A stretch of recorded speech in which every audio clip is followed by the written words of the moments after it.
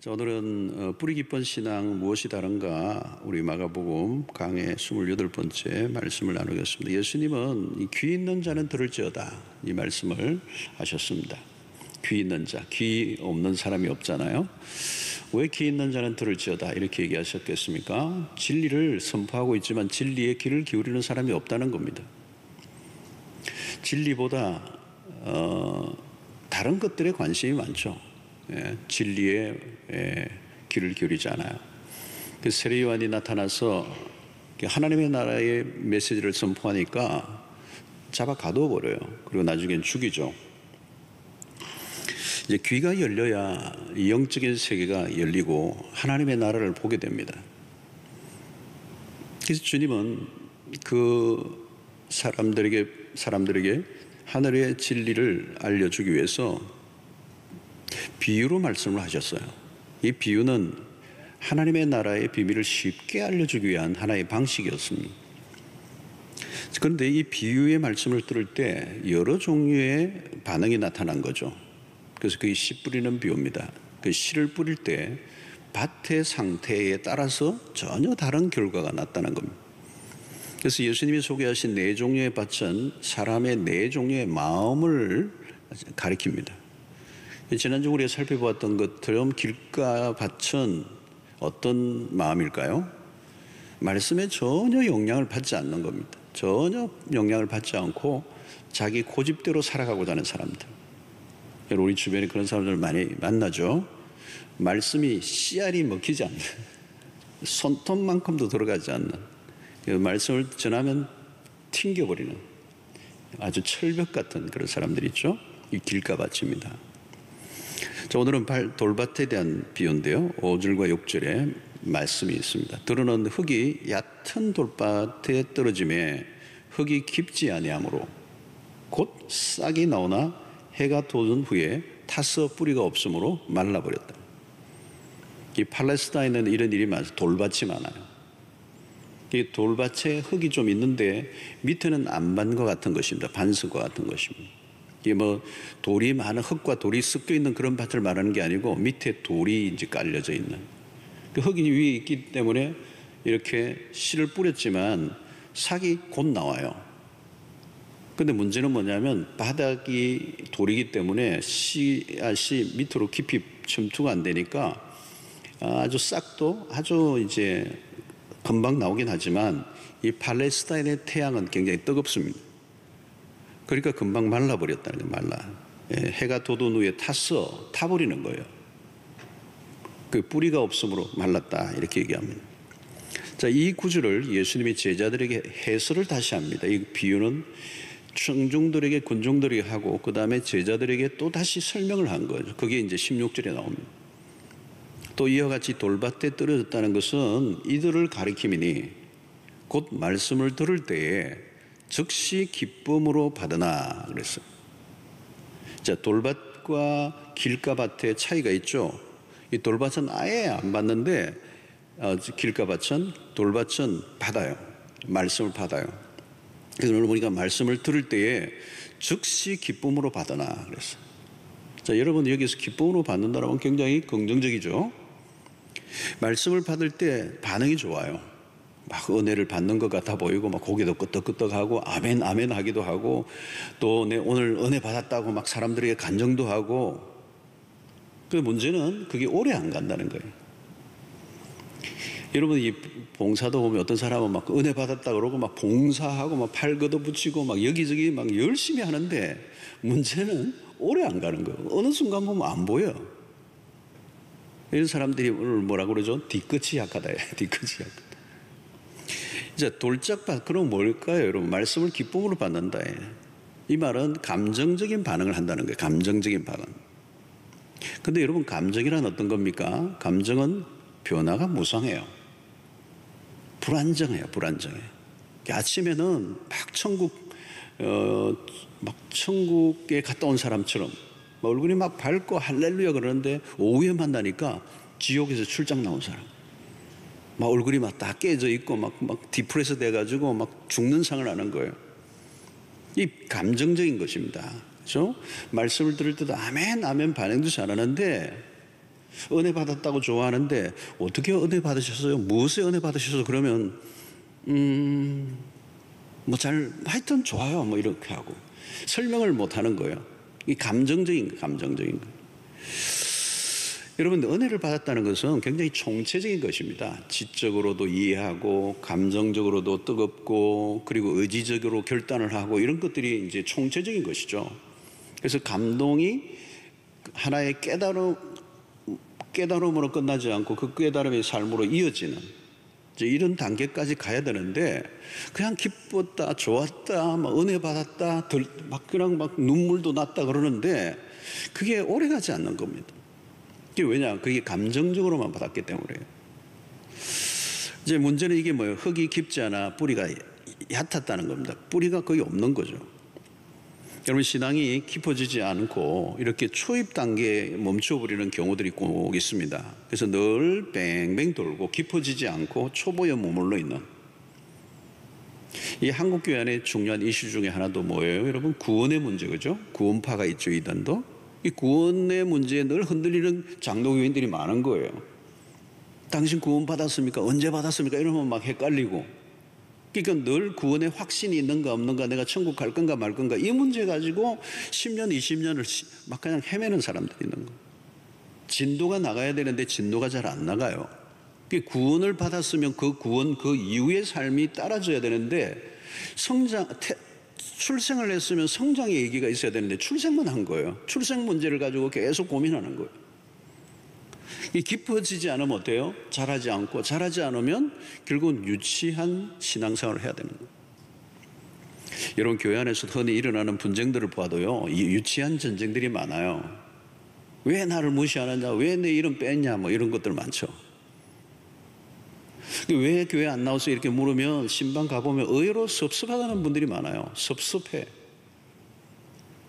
근데 그 섭섭하다고 얘기하는 분이 뭐 교회 한 1, 2년 다닌 분이라면 이해가 돼요. 근데 문제는 수십 년 신앙생활을 했는데도 이 문제에서 벗어나지 못하는 거예요. 내가 얼마나 열심히 했는데, 내가 얼마나 헌금 많이 하고 뭐 최선을 다했는데 왜 나 무시하느냐는 거, 나 안 알아주느냐, 왜 신방 안 오느냐는. 여러분, 그러면 신앙의 행위 자체가 그 했던 것들이 누구를 위해서 했느냐는 거예요. 하나님 앞에서 한 게 아니고 사람에게 보이려고 한 거예요.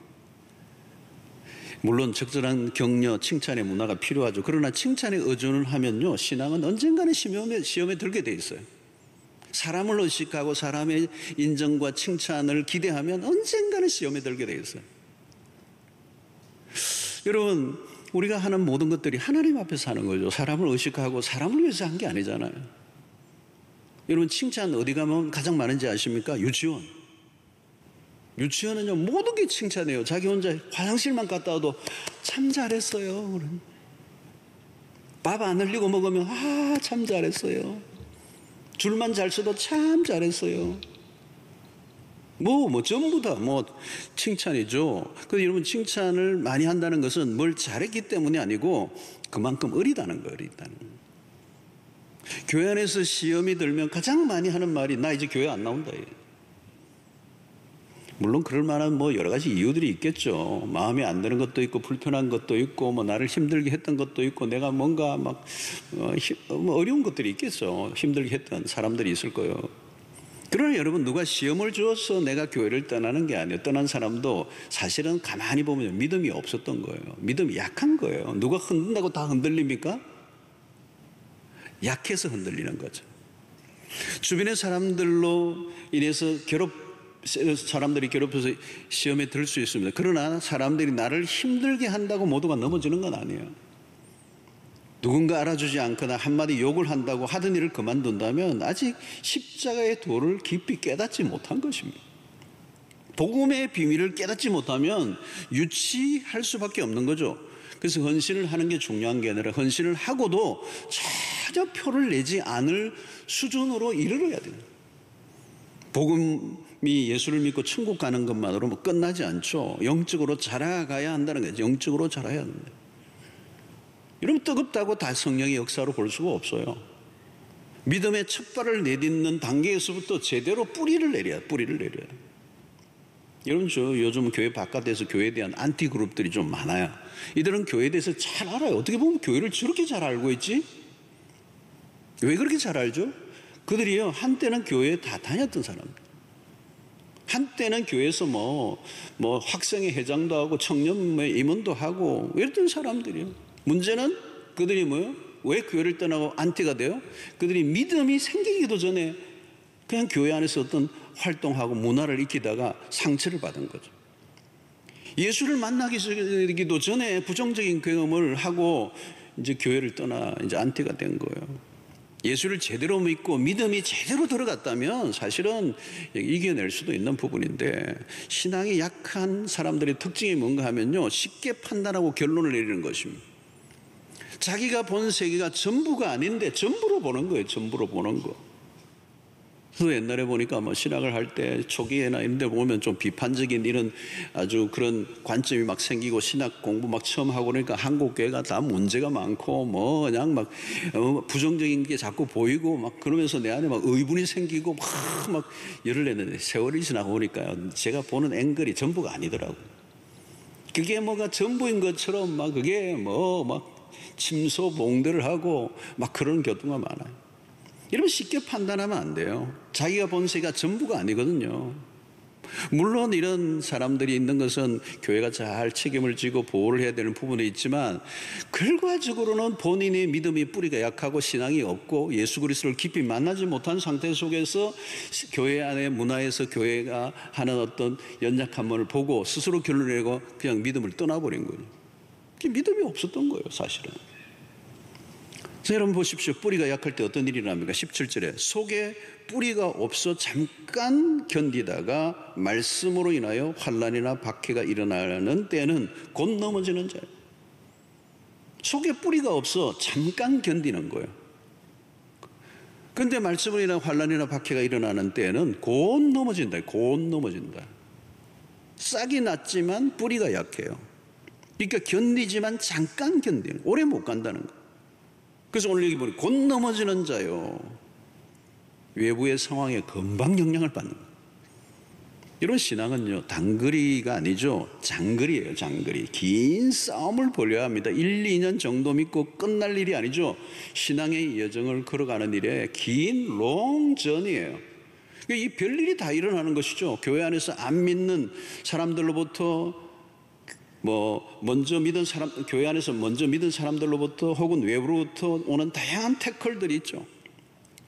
오늘 여기 보면 환난이나 박해가 일어나는 때는 곧 넘어지는 자예요. 초대교회는 환난과 박해는 일상적이었습니다. 믿음을 가지는 순간부터 어려움이 밀려왔죠. 주변의 압력이 만만하지 않았습니다. 오늘 여기 본문을 보면 말씀으로 인하여 환난이나 박해가 일어나는 때 그랬어요. 그러니까 말씀으로 살면 환난과 박해는 일어나게 된다. 신자에게 환난과 핍박이란 당연한 것입니다. 왜 그렇습니까? 우리가 가진 믿음을 이해하는 환경이 아니에요. 우리 바깥에만 나가면 우리의 믿음을 이해하지 못하는 환경과 마주치기 때문에. 어떤 때는 가까운 가족으로부터도 미움을 받을 수도 있고요, 집단적으로 배척을 당하기도 하고, 어떤 때는 정치적으로도 핍박을 당하기도 하고. 성도 여러분, 신앙 때문에 환난과 핍박을 받아본 적 있습니까? 믿음 생활을 하다 보면 괜히 사람들로부터 미움을 당하기도 합니다. 요한복음 15장 18절 보십시오. 예수님이 이렇게 말씀하셨어요. 세상이 너희를 미워하면 너희보다 먼저 나를 미워한 줄 알라. 예수님이 미움을 당하셨어요. 당신의 백성들로부터 거절을 당하셨습니다. 미움을 받는 일은 당연하네요. 이상해요. 여러분, 예수를 믿는다 그러면 괜히 미워해요. 괜히 미워해요. 그 세상의 모습이라고. 그때 이상히 여기지 말라는 거예요. 이상히 여기지 말고.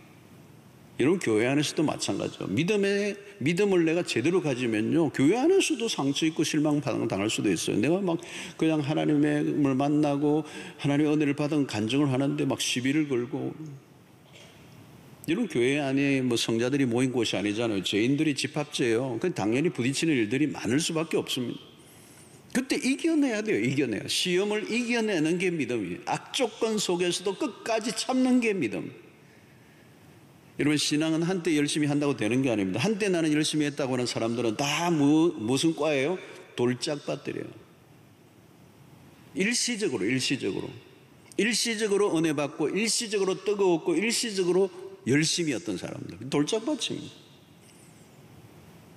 여러분, 내가 믿고 있는 것이 신기루나 황당한 것이 아니라는 것을 어떻게 알 수가 있습니다. 어려운 순간을 당해봐야 됩니다. 직장에서도 보스가 교묘하게 사람을 차별할 수도 있습니다. 대놓고 욕을 하는 경우도 있죠. 전도하다가 우리가 수모를 당할 때가 얼마나 많습니까? 핍박이 있다는 것은 무엇을 의미합니까? 내가 믿음을 가지고 있다는 뜻이죠. 그런데 그 믿음이 진짜인지 아닌지는 언제 압니까? 테스트를 해봐야 돼요. 테스트. 그 테스트가 뭐죠? 환난과 핍박입니다. 성도 여러분, 믿음이 좋다는 것 딴 게 아니에요. 시험을 이긴다는 거예요. 시험을 이기지 못한다면 뿌리가 약한 것입니다. 참 신앙은 어려움이 오면 더 빛이 나죠. 고난이 신앙을 빼앗아갈 수가 없습니다. 고난은 믿음이 자라게 하는데 기여하지 결코 믿음을 빼앗아가지 못해요. 믿음의 뿌리가 깊으면 고난을 당할 때 하나님을 의심하지 않아요. 하나님을 더 신뢰해요. 고난 때문에 중도에 포기하는 것 아닙니다. 믿음이 없어서 중도에 포기하는 것이죠. 고난이 크기 때문에 신앙을 버리는 일이 없습니다. 신앙의 여정에 우리가 산전수전을 다 겪죠. 예수를 믿어 모든 것이 순탄하고 모든 게 형통하고 좋은 일만 있다면 누가 못 믿겠습니까? 그러니까 고비를 넘겨야 되는 거죠. 시련을 통과해야 된다는 거죠. 그래서 시험이 하나 둘 이겨내는 가운데 그 시험을 이겨내며 시련을 통과하면서 하나 둘 통과하면서 믿음의 뿌리가 점점 깊어져 가는 거예요. 여러분, 교회 안에서도 신앙생활을 잘하고 있는 분들을 한번 보세요. 어느 날 만들어진 게 아닙니다. 그야말로 백전노장이죠. 숱한 사건. 여러분, 교회 안에서도만 해도요, 신앙생활 하려고 하면 아까도 얘기했지만 죄인들이 집합체고 문제가 많은 사람들이 모여있기 때문에 별별 일이 다 있고요, 별별 걸로 시비 걸고요, 그냥 어떤 데는 모함을 하기도 하고요. 그거 다 이겨내야 돼요. 이겨내야 돼요. 또 교회 바깥에 나가면 직장이나 사회에 나가면 그거 시험 들 일이 얼마나 많습니까? 믿음을 가졌기 때문에 대가를 지불해야 돼요. 그냥 믿음이 깊어지지 않는 거죠. 여러분, 예수님의 제자들도 보면 처음에는 다 뿌리가 얕았어요. 그러니까 늘 흔들리죠. 예수님이 십자가에 못 박히실 때는 그야말로 그냥 도망을 다 가버리고 만 사람들, 뿌리채 뽑힌 사람들이 어떻게 보면. 그러나 온전한 제자로 세워지기까지는 상당한 시간이 걸렸던 거죠. 초대교회로부터 기독교 역사는 환난과 핍박이 언제나 있어 왔습니다. 믿음의 길을 들었으면 혹독한 시련길을 통과해야 합니다. 성도 여러분, 어려움이 온다고 낙심하지 마시기 바랍니다. 시련이 온다고 쉽게 결론을 맺지 마시고, 진짜 믿음은 시련을 통하여 더 강해지는. 그러므로 이것은 오늘 이 본문의 말씀의 핵심은 뭐냐? 뿌리가 중요하다. 뿌리가 깊으면 햇빛이 강해도 더 생명력이 있는 거죠. 여러분, 이 아프리카 사막 쪽에 이렇게 이 시띠나무라는 거예요. 시띠나무라는 거, 그 아카시아 같은 나무인데, 그 외에는 이게 사막, 이집트나 이런 데가 사막에 가면 그 나무밖에 보이지 않아요. 그 잎사귀도 있고요. 아무 물도 없는데 그 사막에 그 시띠나무가 있어요. 그게 그늘을 만들어줘요. 그 물도 없는데 어떻게 그 시띠나무가 있느냐? 그 뿌리. 시띠나무의 특징은 뿌리가 있는데 이 뿌리가 어디까지 내려가느냐?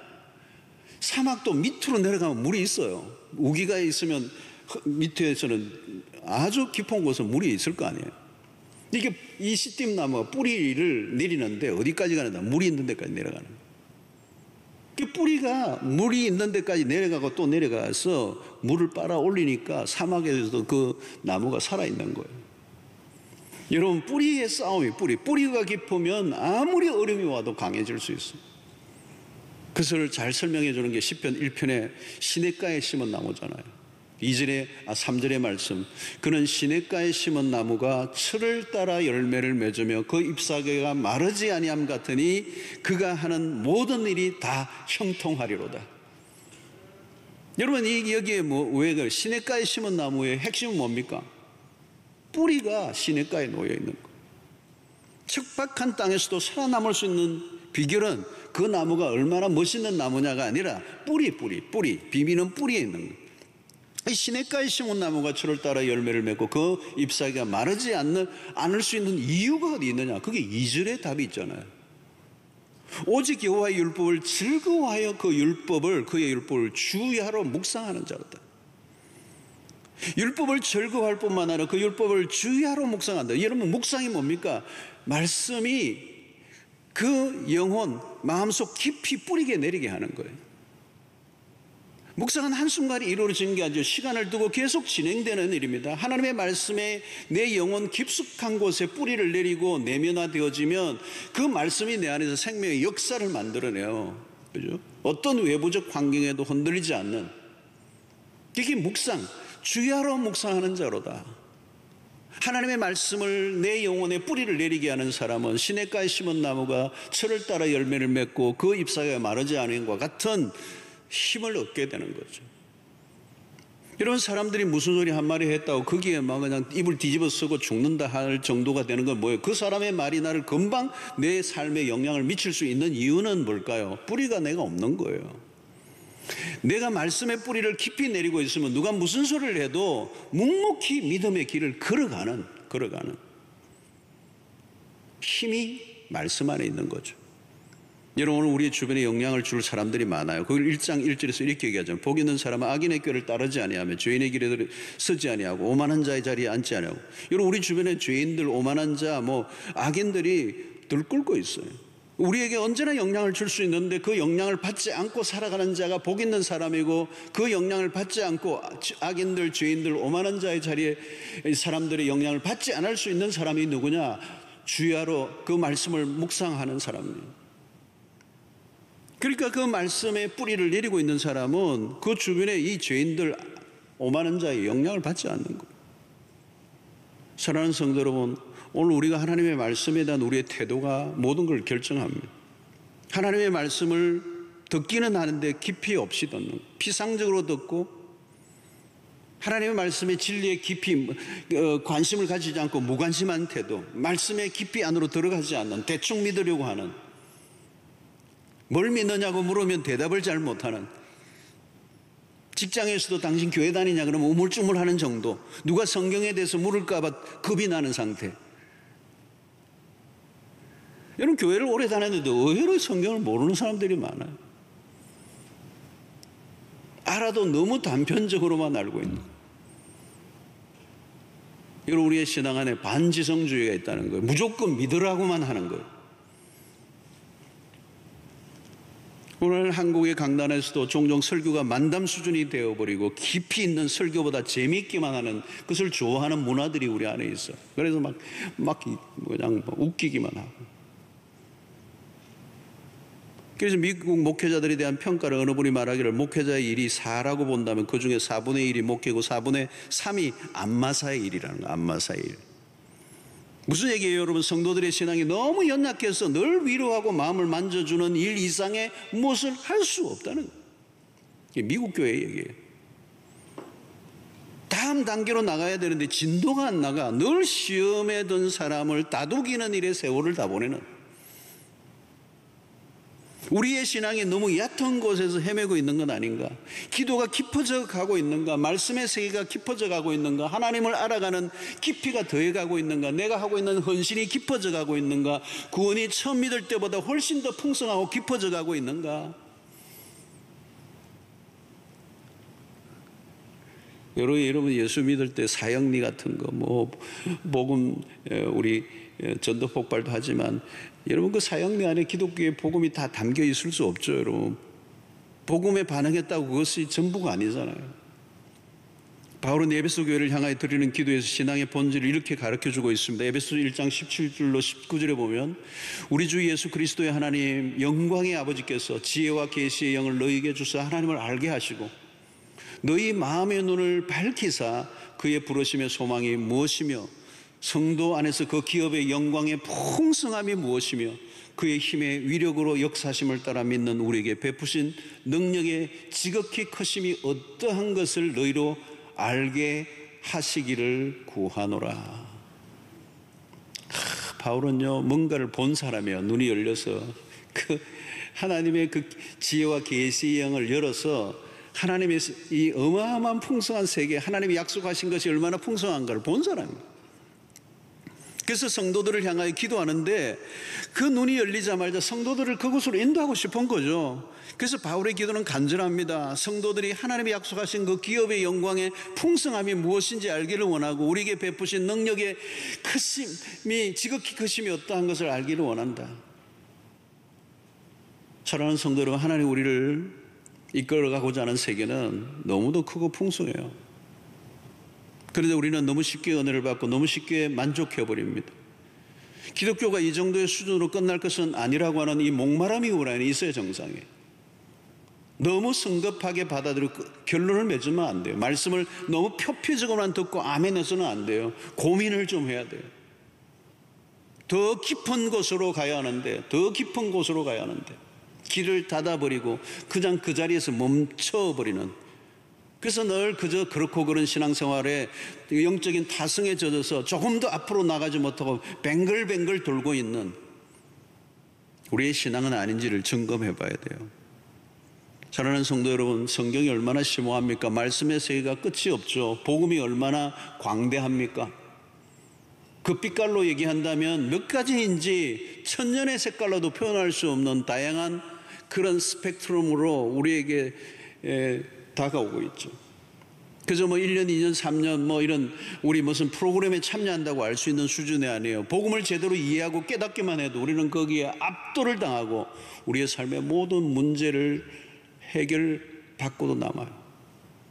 저는 목사로서 사람 말씀을 늘 대하고 성경을 공부하고 느끼면서 뭘 느끼는, 요즘 늘 느껴요. 말씀의 세계의 경이로움 앞에서 그 무궁하고 그 풍성한 세계 안에 내가 지금 어디쯤 있을까라고 가끔 물어요. 그러면 저는 초입에라도 들어와 있을까라고는 의심이 들어요.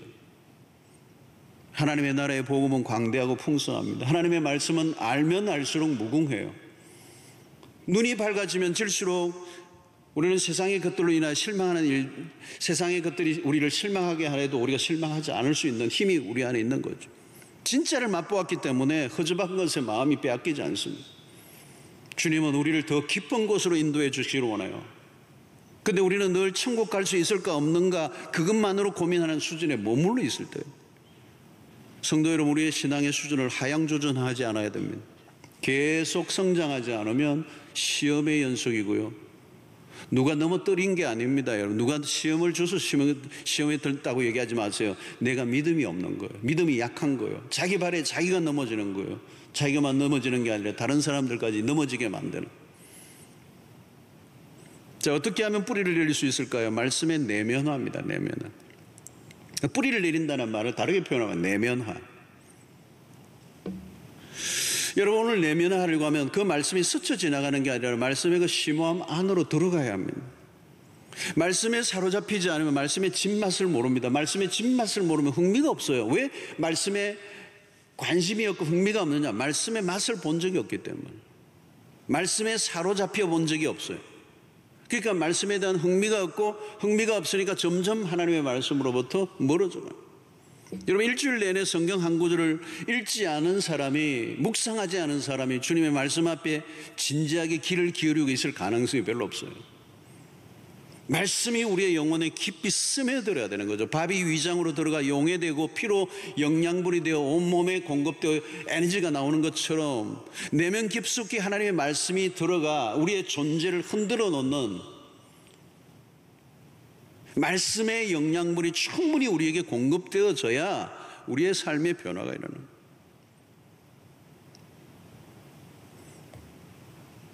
여러분, 말씀에 감정적인 반응만으로 안 돼요. 구체적으로 실천해야 되는 것입니다. 이 내면화의 과정은 묵상이지만 그 묵상은 하나의 머리에 가슴의 작용으로 끝나지 않고 우리의 삶으로 옮겨지는. 여러분, 우리가 말씀을 들을 때 옛날에는 그냥 대충 넘어갔는데 그 말씀에 귀를 기울이면요, 그 말씀을 그냥 넘어갈 수가 없어요. 그 말씀이 우리의 깊은 삶의 부분을 건드리기 때문에. 마가복음 10장에 한 부자 청년의 이야기가 나옵니다. 어떻게 하여야 예수님에게 찾아와서 어떻게 하여야 영생을 얻으리까 주님에게 질문을 합니다. 그런 여러분 젊은 부자 관원이에요. 모든 걸 가지고 있는 사람임에도 불구하고 그에게 놀라운 것은 영적인 고민을 갖고 있다는 거예요. 영적인 진지함을 가지고 주님에게 찾아와서 어떻게 하여 영생을 얻으리까? 여러분, 그때 주님이 그에게 급소를 찌르죠. 내 재산을 팔아 가난한 자에게 나누어 주고 나를 따르라. 근데 성경을 보면 10장에 그렇게 나와서 그는 재물이 많은 고로 말씀으로 인하여 슬픈 기색을 띠고 근심하여 가니라. 떠났어요. 여기 참 흥미로운 것은 말씀으로 인하여 슬픈 기색을 띠고, 이런 말씀이, 주님의 말씀이 그 영혼을 건드리기 시작하니까 불편한 거예요. 거부한 것이죠. 그리고 떠나버렸습니다. 이런 말씀을 듣는 것은 쉬운 일이 아닙니다. 어떤 성도는 세금 문제를 가지고 이 세금 문제가 뭔가 있었지만 그냥 넘어갔어요. 어느 날 말씀이 귀에 들어오면서 고민이 시작된 거예요. 말씀이 좀 깊이 들어오니까 당장 고민이 되는 거예요. 뭔가 마음에 걸리는 거죠. 전에는 대충 넘어가고 살았는데, 조금 이렇게 무시하고 살았는데, 하나님의 말씀이 깊이 들어오니까 그 세금 문제가 자꾸 부딪히는 거예요. 잠을 잘 때도 좀 뒤척이고 일을 하는데도 항상 그게 부딪혀요. 왜? 말씀이 내 영혼에 꽂혀 들어오니까 내가 바른 방법으로 해야 되겠다, 세금을 제대로 내야 되겠다라고 하는, 이게 자꾸 부딪히는 거예요. 하나님이 순종을 원하신다는 걸 자꾸 얘기하니까. 그러니까 말씀이 귀에 들어오고 내 영혼에 스며들어오니까 불편해지기 시작하네. 처음은 옛날에는 그냥 지나갔는데 그냥 지나갈 수 없게 만드는 말씀이 깊이 들어오니까, 그래서 마침내 할 수 없어요. 그 말씀 때문에 힘들지만 그것을 받아들이기로 하고 정직하게 모든 계산해서 세금을 이제 해결했어요. 여러분, 이게 뭡니까? 말씀이 들어오면요, 상당한 대가를 지불해야 돼요. 이게 말씀을 듣는다라고 하는 얘기는 간단한 피상적인 게 아니라는 거예요. 희생을 요구한다는 거예요. 말씀을 들었다는 것은 귀의 문제로 끝나지 않습니다. 온몸으로 삶으로 살아내어야 비로소 그것을 말씀을 내가 받았다라고 얘기하는 거예요. 말씀을 듣고 박수치고 눈물 흘리고 감동하고 아멘하는 그런 수준으로 끝나는 게 아니라는 거예요. 조금씩 들어가면 진통을 하는 순간을 맞기도 하는 거죠. 여러분, 영적으로 성장해 간다는 것은 긴 과정입니다. 하나님의 말씀을 듣고 이해하고 머리로, 그리고 가슴으로 그것을 온전히 깨달아, 그리고 행동으로 의지적으로 옮겨, 그 옮길 때 내 삶에 어마어마한 불이 올 수도 있고 손해를 볼 수도 있고 희생을 해야 되는 그 과정을 거칠 때 비로소 그 말씀이 뿌리를 내리고 내 영혼이 자라게 되는, 삶의 열매로 입증된다는 거예요. 오늘 씨 뿌리는 비유의 핵심은 계속적인 성장이고 최종적으로는 열매를 맺는 단계입니다. 우리가 옥토에 떨어진 씨앗이 결국은 30배, 60배 열매를 거둔다라고 하는 이 열매로. 결국은 여러분, 우리의 신앙은 계속적으로 성장하고 있느냐라고 하는 주제와 두 번째는 열매를 맺을 거냐는 거죠. 여러분, 오늘 한 그루의 나무가 그냥 만들어지지 않죠. 열매를 맺는 것은 비바람을 맞고 버텨내고 많은 대가를 지불하는 신앙의 여정이 필요한 거죠. 첫걸음은 누구나 어설픕니다. 그러나 조금씩 자라가게 되죠.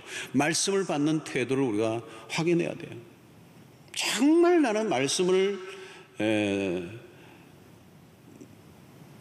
순종하려고 듣고자 하는가? 이게 진정성이에요. 건성으로 들으면 안 된다는 거죠. 여러분, 신앙이 깊어져가는 사람들의 특징은 말씀에 대한 남다른 태도를 갖고 있습니다. 성도 여러분, 세월이 흐른다는 건 책임입니다. 신앙생활을 해왔지만 마음에 상처라만 얼룩져 있고 원망의 마음만 남아있다면 출발했을 때 문제가 있었다고 볼 수가 있습니다. 남편이 신앙생활을 지극히 반대하고 핍박하는 과정에서 믿음을 지켜온 우리 여자 성도분들이 많아요.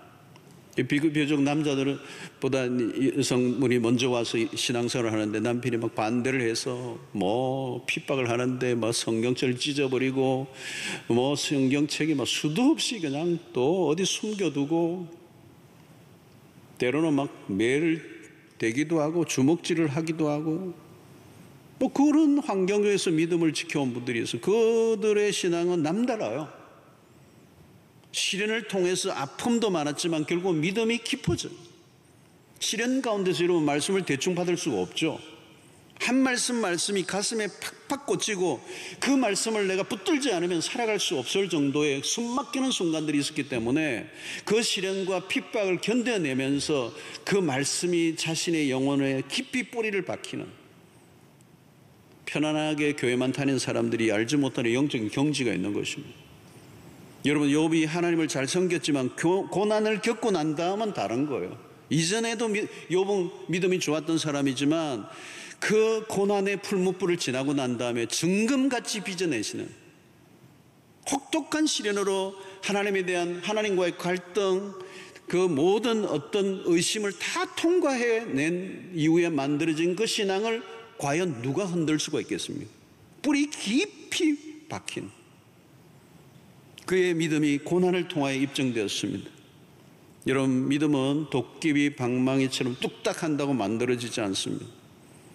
지금 어려우십니까? 신앙 때문에, 신앙생활 하는 것 때문에 더 어려워지셨습니까? 예수 믿는 것 때문에 이전보다 더 어려워졌습니까? 믿음을 확인할 좋은 기회입니다. 지금은 시대적으로 어려운 때로 우리는 지나가고 있습니다. 모두가 어렵다고 아우성입니다. 앞으로도 어려움들이 예상됩니다. 신앙을 가지고 산다는 것이 결코 쉽지 않은 시대를 우리가 살고 있어요. 그러나 여러분, 두려워하지 마십시오. 흔들어 보아야 뿌리가 있나 없나를 확인할 수가 있어요. 온갖 어려움들을 이겨내면서 신앙은 깊어져 가게 되고, 그 뿌리 깊은 신앙인이 될 때 그 뿌리 깊은 그 신앙의 그 뿌리에서 점점 나무가 자라 꽃을 피우고 마침내 열매를 맺는 역사가 일어나게 될 줄로 믿습니다. 여러분, 주변에서 어렵게 하는 사람이 있습니까? 내 신앙을 확인하십시오. 믿는 사람들끼리 서로 모여 칭찬해주고 박수를 쳐주는 곳이라면 내 신앙을 확인할 길이 없어요. 여러분, 흔들 때, 많은 시련과 어려움이 올 때 더 깊어져 가고 있는가, 아니면 흔들리고 있는가, 어떤 때는 뿌리째 뽑히고 있는가. 여러분, 우리가 할 일은 딴 게 아니에요. 하나님의 말씀입니다. 하나님의 말씀을 말씀으로 받고 살면 하나님의 말씀의 생명력이 우리를 더 강하게 하셔서 모든 시련과 어려움을 충분히 이기게 하고도 남을 줄로 믿습니다. 어떤 경우에도 여러분, 말씀을 가볍게 받지 마시고요. 말씀을 갈망하시고, 말씀을 사모하시고, 말씀을 기대하시고, 말씀에 몰두하시고, 말씀에 사로잡히시고, 말씀에 흠뻑 젖어들시고, 말씀의 감동에 사로잡힐 뿐만 아니라 말씀을 따라 살아가고자 하는 강력한 의지를 가지고 살다 보면 어느새 나도 모르게 거목이 되었어. 아무리 어려움이 와도 흔들리지 않는 시냇가에 심은 나무와 같은, 그래서 시절을 쫓아 열매를 맺는 멋진 신앙인으로, 멋진 신앙의 거목으로 여러분들 모두가 자라가는 은혜가 있게 되기를 주의 이름으로 축원합니다.